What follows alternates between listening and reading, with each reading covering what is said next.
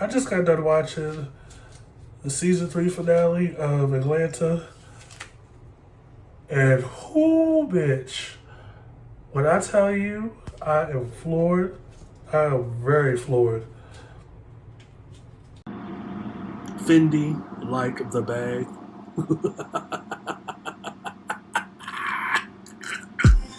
This is the I Refuse podcast.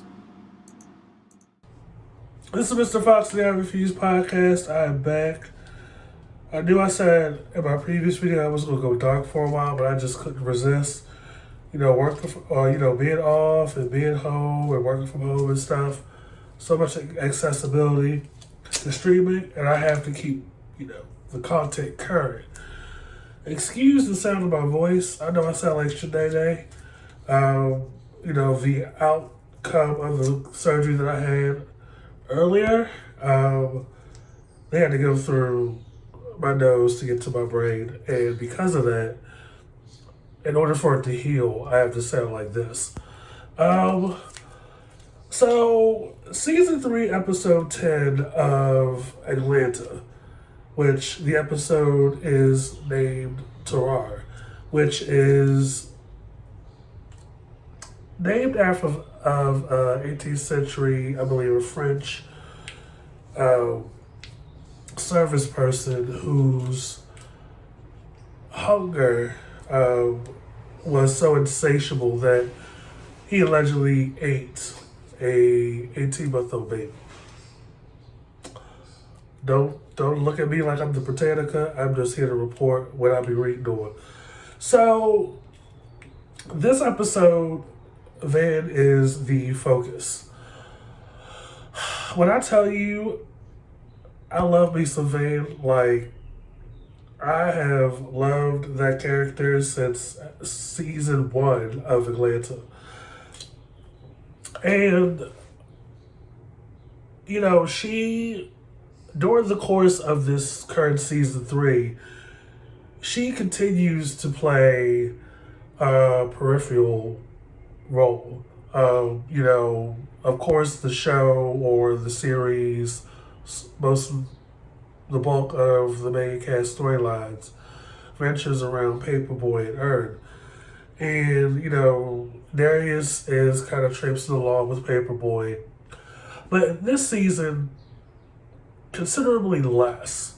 And that's not because every other episode is dedicated to them, but Darius is not as present. But particularly less so, Van is more like in the background. And walking away from episode 10, I find that was intentional. So, episode 10 opens up with three black women in a French district eating, drinking champagne or whatever, talking about, why they're there. So there's 3 black girls, Candace, Shanice, and Zayoshi. And Candace is the reason why they're there. And Candace answers the question as to why the rest of them are there. She's like, girl, I got flown out here, paid $6,000, all that stuff, yada, yada, yada, to peel some French guy. Instantly, my antennas went up. I'm like, okay. Didn't see that coming, but the nature of the conversation, it doesn't really freak the other girls out. The one of the other girls says, we should do the Black History artsy kind of stuff, go on this path where you take on, I guess the lifestyle or the life of Josephine Baker. I think she said Harry Belafonte, things like that. Another girl was like, no. Girl with the hair, Shanice, who, I love me some Shanice. She's like, bump that, let's do something else. So, mind you, Candace really just wanted to come out there and get this money and pee on this guy. And if I'm not mistaken, Candace was in an earlier episode of the previous season, or maybe the season before that, where her and Van were at the restaurant.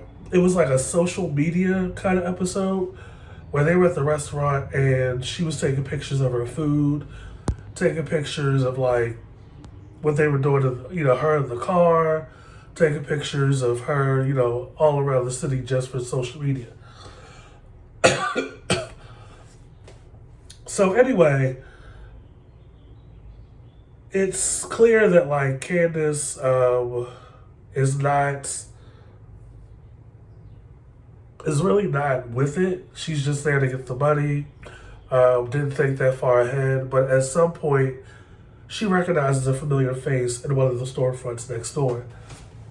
So she gets out, walks over, and she calls out Van's name to the woman. And the woman has a short haircut, has her back to her, turns around, kind of confused, and it's Van, but it's not Van. This woman has a thick French accent, has the French vernacular, is picking up a baguette, which is hilarious through the episode. This baguette, the way it has life through this episode. And Van intentionally takes her time, like trying to be familiar with this girl. It's clear to me at this point that this episode, they are bringing two things we've seen from this season, where it's a physical and kind of like a satirical timeline. The episodes that don't feature the four main characters, but also tying it all together through one of the main characters. So you see both of those things happen in this episode. So as the episode goes on, it's essentially a day in the life of Anne and this new identity she has taken on in this life that Candace was not aware of. So at some point they make their way over to Van's apartment. And they're taking in this aesthetic that she has. French living, the high windows, the artwork. They see a picture of her with Alexander Skarsgård from True Blood. They also skim through some magazines of which she is the cover model for. And she is a model. But she also has a lifestyle and a life that's so vastly different than Candace is familiar with. When Candace last saw Van, they were both in Atlanta. And Candace was a stripper on a cruise ship or something of some kind. But this is all new to Candace. And, there was an expectation earlier at the restaurant amongst the three of those girls about what they were going to do to fill up their time until Candace had this date to go pee on this guy. So this is where they are. And, at some point, Candace notices something on the wall or notices something in the other room and is entranced by it and starts to walk closer to it, but Van meets her in the doorway. So, they go from there to following her to a hotel room. And mind you, Van is not like briefing them along the way.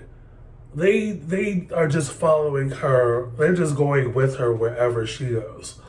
And they go to the apartment of, I guess, her boyfriend or lover at the time, who is indeed Alexander Skarsgård from True Blood. Now, I've never watched True Blood like that. I've probably watched maybe 10 minutes or maybe an hour of it. But True Blood was like at least 8 to 10 years ago. But the moment I saw Alexander Skarsgård, I was like, hold on, is that who I think it is? I may have fine. So, the scene opens up with him coming to the door with the Shanti playing in the background. And, Van and the girls walk in, and both of Candace's girlfriends are like instantly starstruck. He meets Van with a kiss. She's just kind of like in the background. The two girls are sitting down, and he's just kind of vibing to a Shanti and eating whatever. And it's clear that something is going on. There's another layer to Van's life that's starting to play out. Again, unfamiliar, unbeknownst to the rest of us. That is part of her lifestyle here in France. Now, mind you, at this point in the season, Van has been ignoring Ern's phone calls for at least half the season. So this has been going on for a while in that universe, right? And mind you, they've been in that country, in that universe, pretty much the entire season. Just assume that they are picking up where they left off a couple years ago. So they've been over there for a while because Paperboy is on a tour. But Van has no linkage or loyalty or codependence or has to be with the other three guys. And at this point, her dynamic with Ern has went from passion and loyalty and respect to something of just duty and responsibility as parents. She, at this point, is in a space where she doesn't have to answer to Ern, and she's comfortable where she is. As crazy as this day starts to lay out, Van has been living, okay? So it's clear in this particular scene in the hotel room that Van's dynamic with Mr. Skarsgård is kinky and hunger-based and is full of urges and pleases. And that's the dynamic of their relationship. Because at some point, he's already in this headspace when Vanda gets there with the girls. He's already on 100. He's already feeling sensual. He's already ready for whatever, to the point that he is very comfortable with, I think, acquiescing or leaving the door open for, the other girls to get naked. As Candace and Van are going, around the apartment.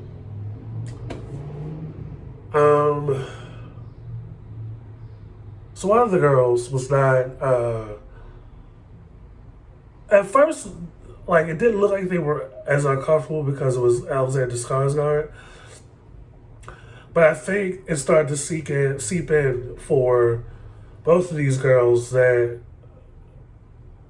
this is way more interesting than going to do like a Black History journey thing or walking around France all day until, Candace has this client where she has to go pee on his face. And it's Alexander Skarsgård. Tall, like slender, statuesque, French man, well-known actor, very good looking, has on cheetah print underwear and like is vibing off of R&B, which if you want to set the mood, that's how you do it. So while this is happening, Candace and Van are walking through other rooms of the apartment, and Candace is starting to question and starting to judge. Mind you, Candace is in France to pee on some dude later. And if I'm not mistaken, like I said earlier, if this is the same friend that we saw in earlier episodes, previous seasons of Atlanta, she's got some nerve. But that's more a reflection of me than them. But nevertheless, she's like, so you fucking Alexander Skarsgård right now? Oh, and Van brushes it off as like, American prudish judgment, which tends to be heavy-handed as it comes to the freedom and the liberty that other cultures, other lifestyles have in other countries, that we know for sure if we try to do that over here, we would get like locked up. So it narrows and restricts our point of view. And we tend to be very judgmental, like towards Australians, towards Frenchmen, towards like Irishmen. But it's like their political and government structure is totally different. Like some of that shit is harsh, but on the flip side, they're sexually more liberal. And Candace is not familiar with all this, even though she is in this country to go pee on some Frenchmen, right? But nevertheless, Candace is already on her judgment tour of Van. And she's doing this as Van is setting up Mr. Skarsgård by planting a crack pipe, by lacing furniture with cocaine, which is part of their dynamic,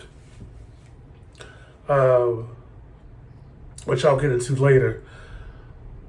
Because I said earlier, they have a kink dynamic, and I'll go into that a little bit further later. So they go from there down to the lobby area where Van puts on a performance for the Maitre D. Not the Maitre D. Bitch, this is not a French restaurant. For the front desk person of the hotel, where she's frantic and she's hysterical. Mr. Skarsgård is on drugs again. It's really crazy up there. And the camera pans to Candace and her two friends watching this go down. And it goes back to Van watching the woman run up the steps in a panic in this fine-ass French hotel. And she turns and she's back to her regular self. And then they move along. The look on Candace's face set me, because I'm like, now it's clear to not only her two friends, but to Candace, that this is not the day that they thought they were going to have. And Van is becoming more and more unfamiliar to Candace. Like, this is not the girl I last saw in Atlanta. This is not the girl that I've known all these years. And I'm going to, later on in this episode, I'm going to pinpoint as to the inspiration as to why it's set up the way that it is with that kind of realization. So they go from the hotel to I want to say like a French ghetto. It's like tenement high-rise buildings, and Candace is in shock still. Van still has this bag on her shoulder with this baguette that she bought earlier, still in tow. And Candace's two girlfriends are less judgmental, but more for the ride, because this is much better than whatever they had suggested earlier they do otherwise. So they're all walking towards what looks to be like a trunk or a kiosk of some kind, and Candace is trying to make sense of what's going on in Van's life, like why is she here? What are we doing? And Van is just in alias mode at this point, like full steam ahead. She puts the key into the little kiosk with the trunk thing, opens it. There's a blue and white cooler. She opens the cooler and there's nothing in it. And she is pissed. She was there to pick up some product of some kind. After that happens, there's something that is thrown at them from one of the buildings. And it looks like that cooler or whatever where they are was being watched for the purpose of ambushing whoever showed up. But before these guys could address Van and the girls, there is a tussle or a fight that occurs across the street behind the guys, and they go address it.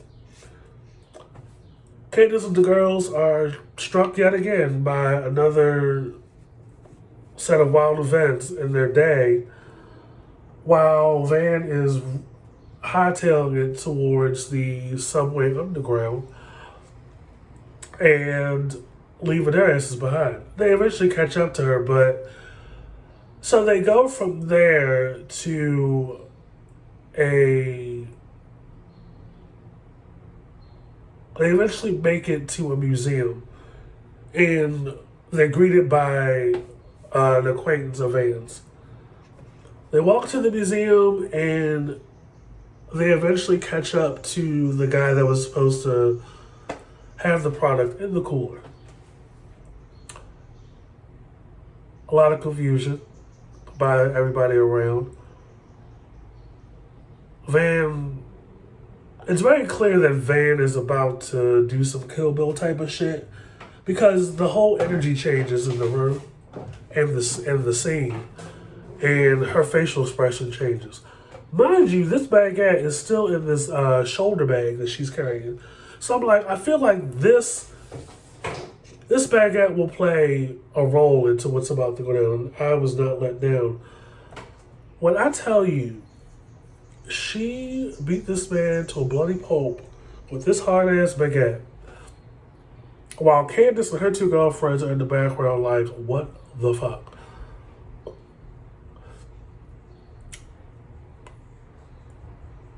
It's not all too clear if she ever got the product, but just as soon as she beats the man down, they move on. Like, they literally just move on. And they make their way to a dinner party. Or, where it has like a kitchen underneath. They greet the host. As Van's talking to the host, she notices that Mr. Skarsgård is coming down the steps.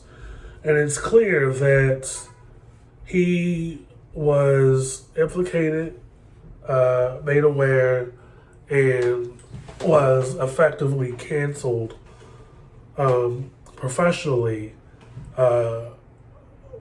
as a direct outcome of Van setting him up in the hotel room with the cocaine and the crack. He's like, I lost out with that Baby Shark movie. I thought that was funny because it's like, I could not picture you being in a kid's movie. But nevertheless, I digress. So they said it face to face. He was like, don't you ever do that again. And she spits in his face. So here's where I come in to fill you in on the dynamic that they have. Because right afterwards, he was in the bathroom jerking off. So public humiliation is a very niche kink, right?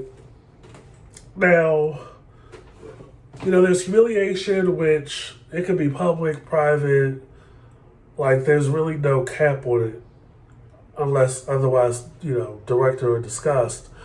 But public humiliation is one of those kinks where it's like, there really is no, unless otherwise directed or discussed, a line in the sand as to the level of the humiliation.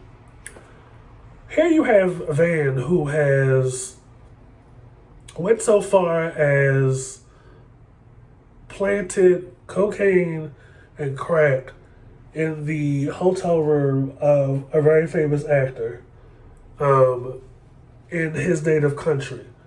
Now, I don't know how France does it as far as like charges and shit, but let that happen down in Atlanta or something. Oh, man, you losing Pepsi, you losing Jif, you losing Skippy deals, you losing Netflix deals same day. And the Williams agency is dropping your ass real quick.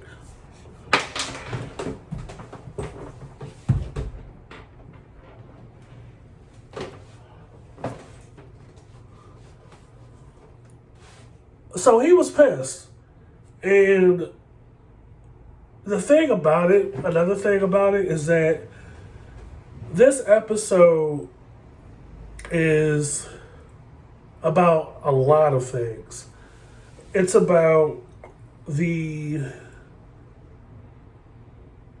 hunger we have and the urges we have and how we, or Van in this case, place our urges of higher importance than other people's urges.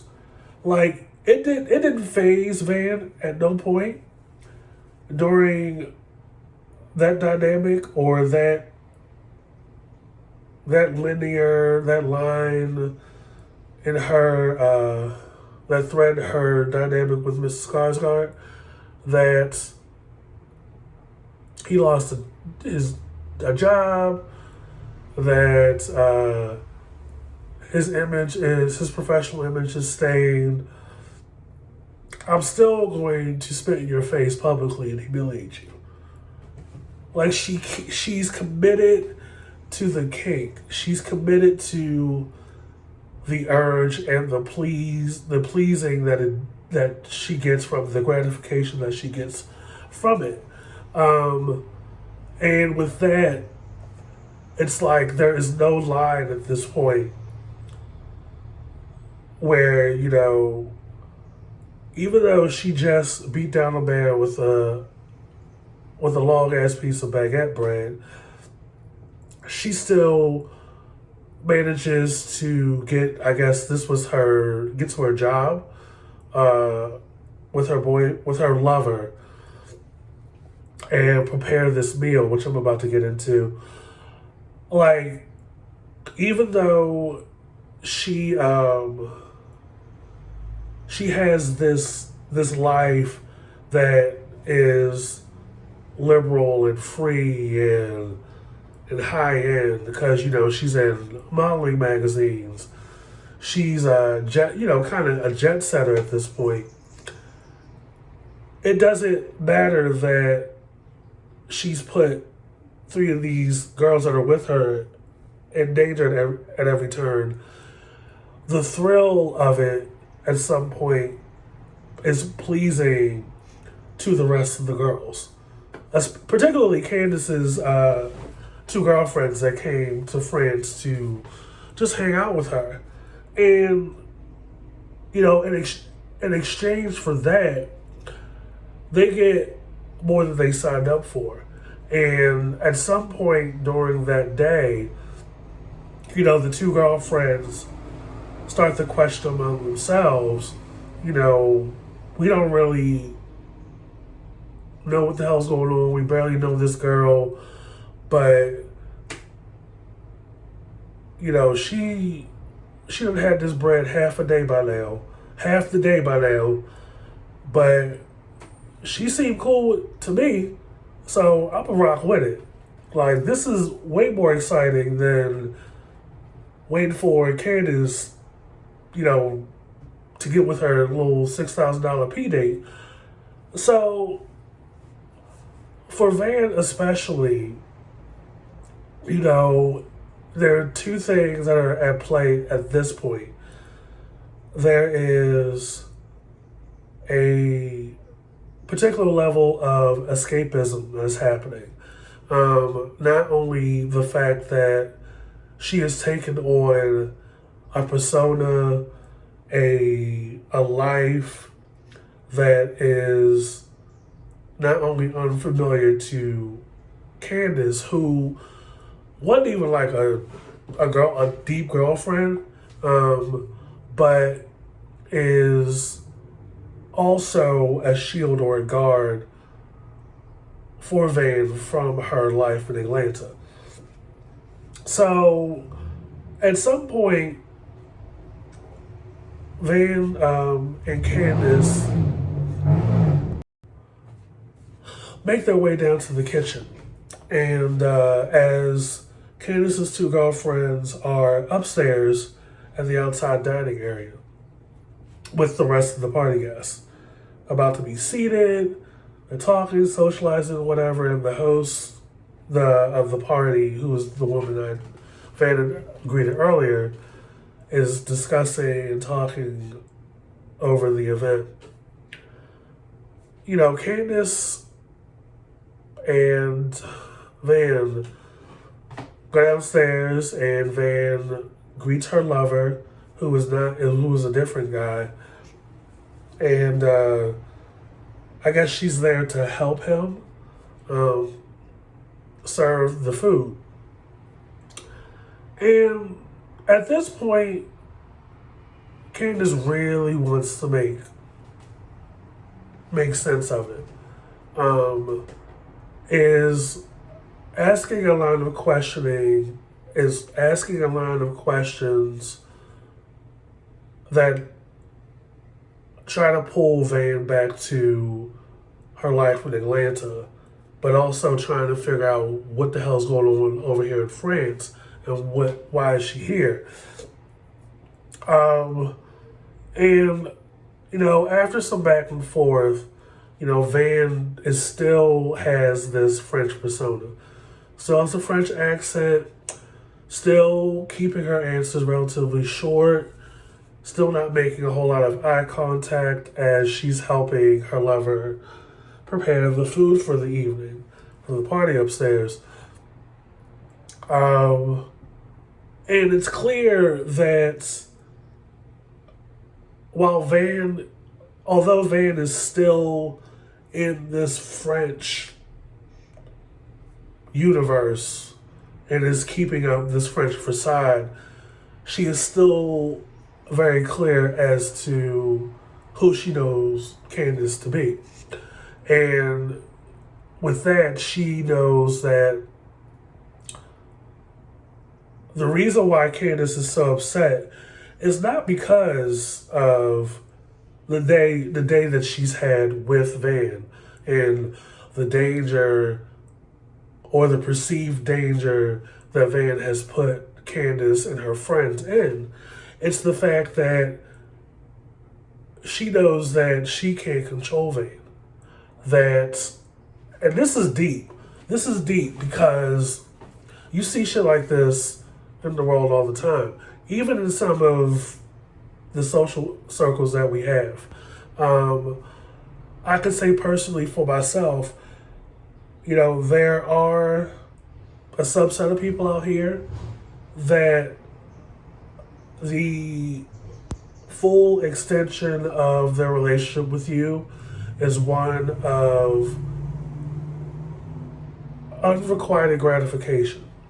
And with that, there is this need to control through judgment, which Candace is trying to exert over Van in order to feel more important. Now, throughout the episode, Candace has been judging Van. Like, from the moment they were in the bedroom and she was questioning her about, oh, so you're fucking Alexander Skarsgård, whatever happened to you and Ern, and who's this white man? Judgment all up and through with the way the questioning was set up.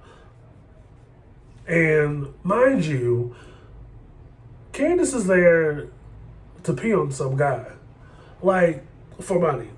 And if I'm not mistaken, the entire existence of Candace on Atlanta thus far has been one of get money how you can, use people for whatever, for your own pleasure. There's no moral ethics involved. Just do you, which is essentially what Van is doing.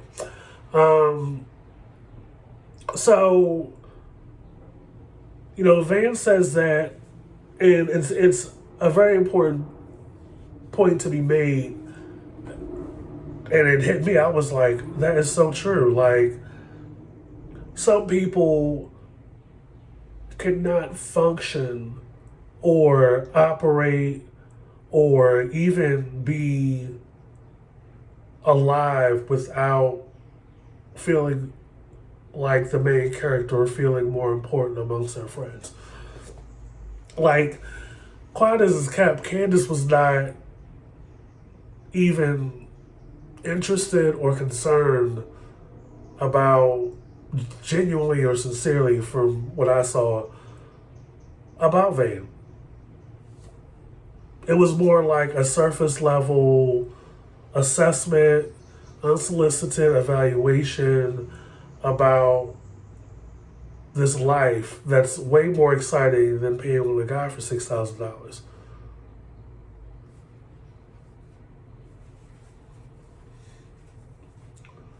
And at some point, in the episode, the other two girls that Candace was with was starting to pick up on the judgment. It was like, let this girl live her life. But of course, down in the kitchen, Candace had to keep pushing. And it wasn't until Candace mentioned Lottie that Van started to break. Now, Lottie is Van's daughter with Ern. And again, kind of looping back to my earlier point as to Van's and Ern's dynamic during the course of this season, or even during the course of the show, where it was like, it went from a passionate and loving relationship to one of just presence and responsibility to the child that they share. And at this point, Van, again, does not have a direct connection or lineage to Paperboy and Darius. And with that, you don't really see her a whole lot. And with that, in this season particularly, you don't see exploration more of her. And I know a lot of people watching this season were just so over how each episode went back and forth between the universes and stuff. But it was just like, I believe that was intentional because we already know we're getting another season. And if I'm not mistaken, season 4 is the final season, I believe. So when she mentioned Lottie, Van's accent started to disappear, started to crack, and Van started to break open.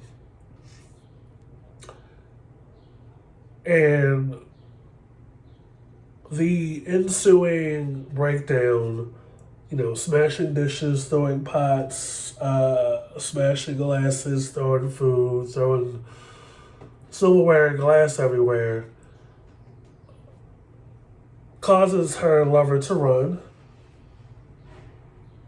And while I'm here, the episode was not only inspired by the urban legend that is Tararre, but from my understanding, it was also inspired by Toni Morrison's book, Sula. I believe it's a 1973 book by Toni Morrison. Whereas Sula is more so a haunting than an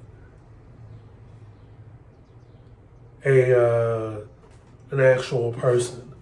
A person who places their urges and their wants of higher importance of everybody else's. And in turn, when Sula passes, those that have starved because she's done that are left bearing the weight of it. So, through this episode, there was definitely a lot going on. Where, too much of a good thing, too much of a thrill overwhelms you, that need to escape. But also, we come to the realization as to why this season particularly, Van has been despondent and detached and rather like more in the background and disassociating from reality. There have been episodes this season where there's been a lot of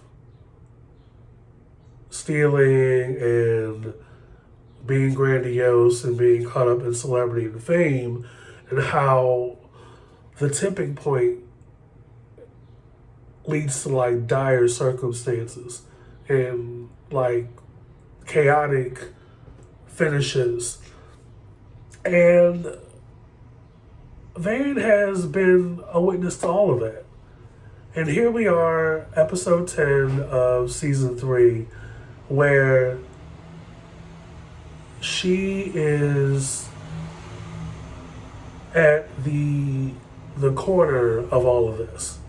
And for her, as we watch the scene at the river on the park bench with her and Candace, that there was a moment back in Atlanta where she fell asleep behind the wheel, and as she came to, she realized she was on the opposite side of the road with Lottie in the back seat, facing traffic coming at her. And it made her question her ability as a mother, her value as a woman, her value in life as a woman, And as a person, like, she's aware that, Ern knows who he is, Darius knows who he is, Paperweight knows who he is, but I don't know who I am. And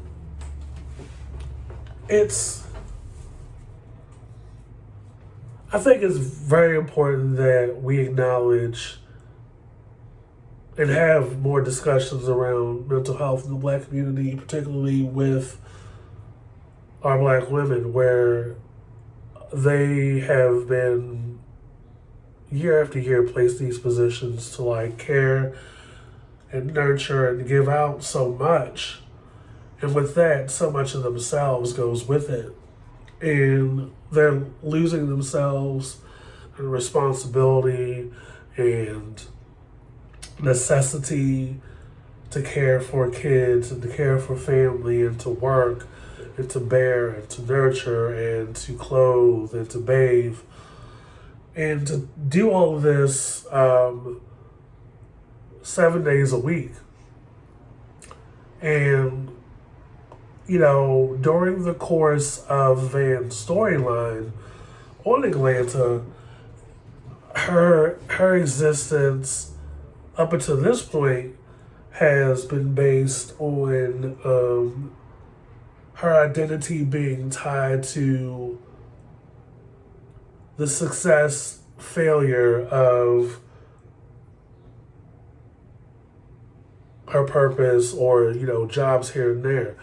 Like when the season or the show first started, when the show first started, Van was a grade school teacher. I think she was a substitute teacher. And she had something going, but man, that random drug test fucked her up. And at that time, she was self-medicating, which doesn't go too well with random drug testing, right? Especially urine testing. Well, if you've been watching Atlanta since it first started, you know exactly what I'm talking about and how that turned out. But,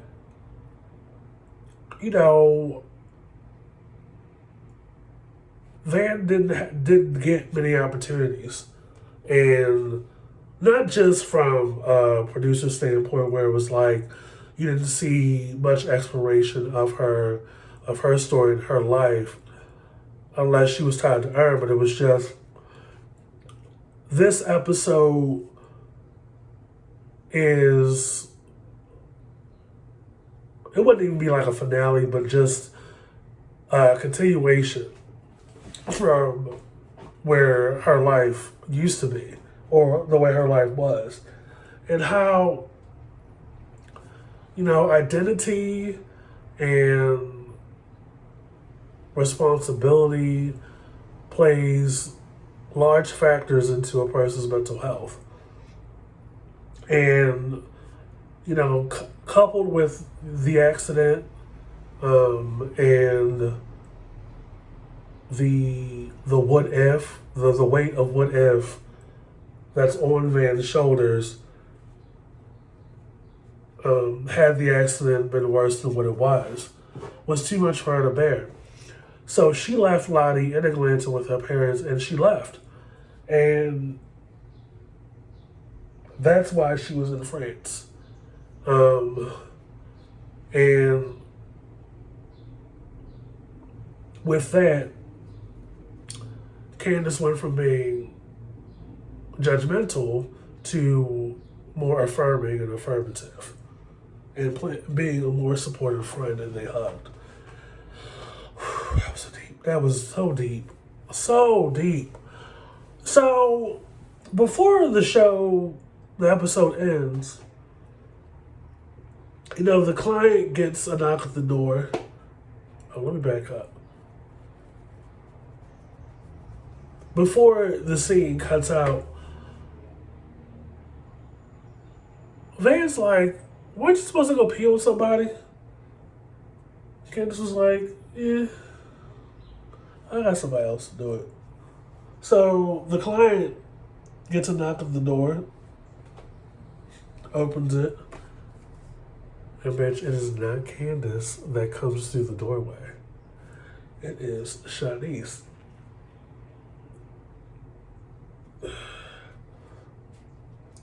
You know, her and the other girl were at the dinner party, right? And at some point during the dinner party, all the guests were asked to put a large napkin over their heads while the food was being served. Turns out that what they were being served were the severed hands that Van was in the tenement area to pick up in the cooler. Curiosity gets the best of one of them. Like, it smells nice, but I gotta see. One of the girls screams, which causes the other girl to look, and they both scream and run out of there. So, earlier, Shanice was the one that wanted to do something more exciting than what was initially discussed. So, Candace was like, okay. So I guess she sent her to do the French guy job while she's looking at the Eiffel Tower. Bitch, when I tell you I screamed again, I must have said every 5 minutes during this episode, I live. And I do. I got my ever-loving life through this whole entire episode. It was wild. And Alexander Skarsgård. Nothing made sense, but I'm a Van stan. Like, I've been a fan of Van since the first season. And it looks like to me, this is yet another cliffhanger, and it's intentional because they have another season to do. And they haven't been using Van enough. But it ties up nicely at this point, at least, why Van has been placed the way she has throughout this season or throughout much of the show up until this point, and why I believe it was intentional that she was placed in that way, and why she was in France to begin with. But it was still very bizarre. Like, you wasn't doing this in the Old Man in the Tree episode, but I guess she had other plans. So, the credits roll, and there's a post-credit scene where a piece of luggage addressed to Ern is delivered to him at his place. It's like, he's like, this isn't mine. He's like, are you Ern, blah, blah, blah. He's like, yeah. He's like, it's yours. He goes upstairs with the bag, opens it, sees some stuff, shirt, big ass bag of prescription drugs. And he likes the Deftones shirt, takes everything out and places it. And as the camera zooms in, there's a family photo. It's of a white family.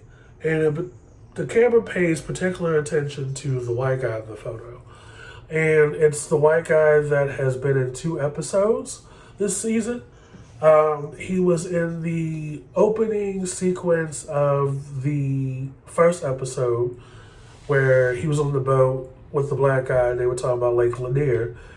And he was also in the Bitch Better Have My Money episode when the white guy was in the hotel lobby. And I guess they were all the white people were relegated to this hotel room.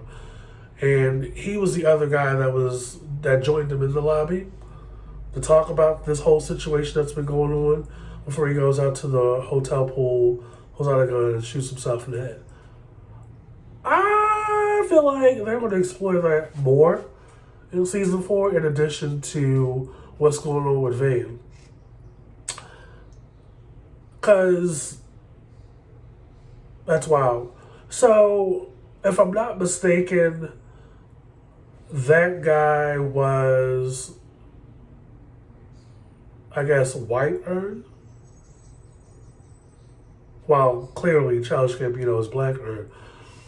I feel like they're going to explore that some more in the next season. Um, Episode 10, season 3, y'all really got it going on. And I got to give it up to Atlanta. Like, they make me want to explore more into what inspires, where the inspiration for these episodes come from.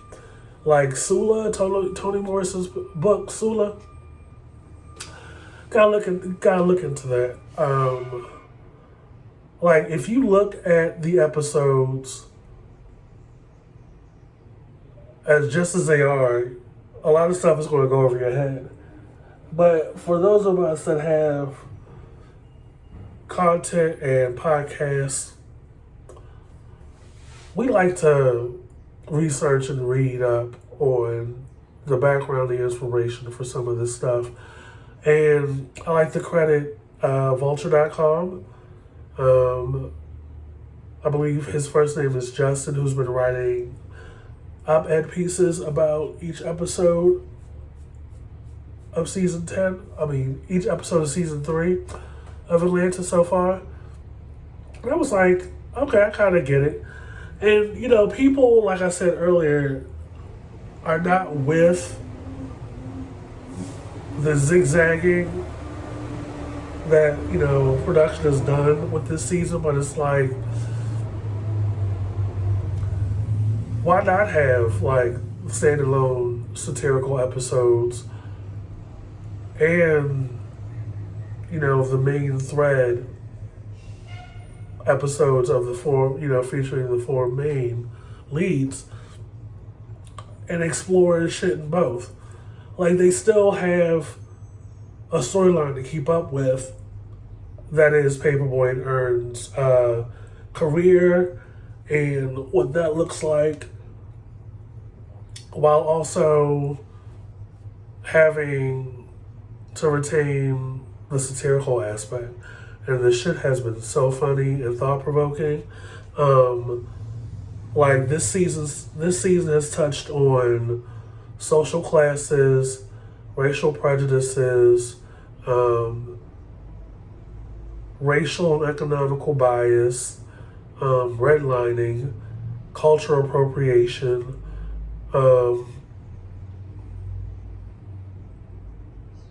Black Lives Matter, property over Black lives, Jim Crow. Also, they have touched on, of course, disparities and abuses of minorities and marginalized people. And of course, they've thrown in inspiration from urban legends like Lake Lanier and, it being a lake that covers what used to be a very populous and affluent black community that was burned down and forced out. Thus making the lake an underwater graveyard. But, like, what more can you ask for? Like, I walk away from each episode, first of all, staring at the wall for 10 minutes, because I'm like, I can't believe what the fuck I just saw. And I'm like, can you believe?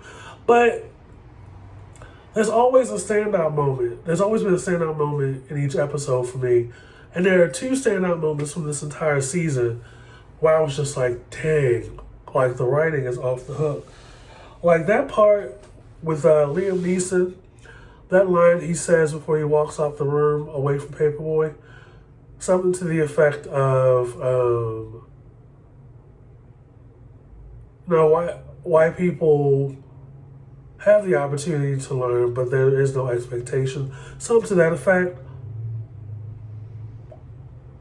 But when I told you I had to pause the episode. And even some stuff in this episode where I was just like, oh, I get it. Like, we when we place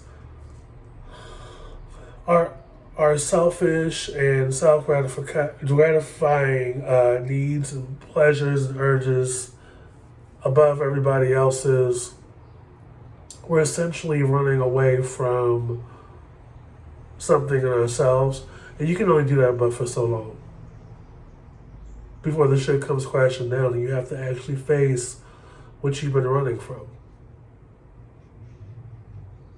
And with that, I'm going to say peace out. This is Mr. Fox, the I Refuse podcast. Be sure to follow and subscribe wherever you see us, and we are everywhere. Be able to look out either this week or next week for a new episode of the streaming platform where we do a review of Kendrick Lamar's newest album. I'm on like my 10th listen, and I'm bringing in a one of my favorite, all-time favorite co-hosts, who is a hip-hop head, to examine that album and break it down and talk shit like we normally do on the streaming platforms. Shout out to Lou Berner from Hell Is Around the Corner for shouting me out on his latest episode of his streaming podcast that's on Spotify and Apple. Hell Is Around the Corner. He shout out my podcast. I gotta shout out his while I'm here on YouTube. His podcast keeps me in stitches. And for my little chicken box spot of a podcast to be recognized by a more popular, more, off the hook, like that meant a lot to me. You ain't got to remember my name, but if you get the name of the podcast out there, that's all that matters. So, drink your water, keep your eyes on your own paper, and stay prayed up. Bye.